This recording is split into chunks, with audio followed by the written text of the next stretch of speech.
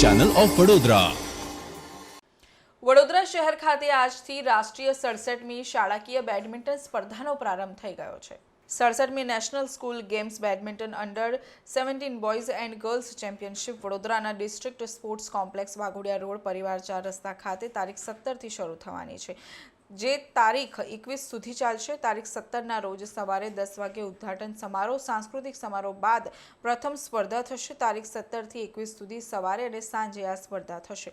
તારીખ 21ની સવારે ફાઇનલ સ્પર્ધા રમાશે અને સાંજે 4 વાગે પૂર્ણાહુતિ સમારોહ યોજાશે। આ સ્પર્ધામાં દેશના વિવિધ રાજ્યો અને કેન્દ્ર શાસિત પ્રદેશોની 34 ટીમોના 870થી વધુ ખેલાડીઓ ભાગ લઈ રહ્યા છે।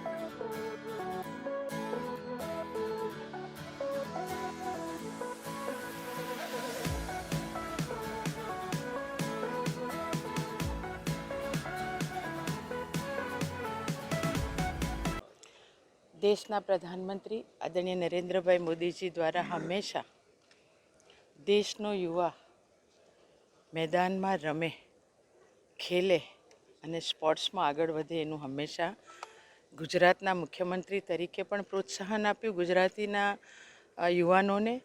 તો સાથે સાથે દેશનો યુવાન પણ આજે અલગ અલગ ગેમ દ્વારા પોતે પોતાનું કૌશલ્ય ગ્રાઉન્ડમાં બતાવીને એક નેશનલ ઇન્ટરનેશનલ કક્ષાએ રમી રહ્યા છે.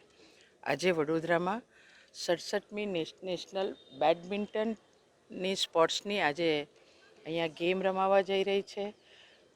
34 જેટલી ટીમ આજે અહીંયા ઉપસ્થિત થઈ છે, રમવાની છે. અલગ અલગ 7 રાજ્યોમાંથી પણ આ ખેલાડીઓ અહીંયા આવ્યા છે.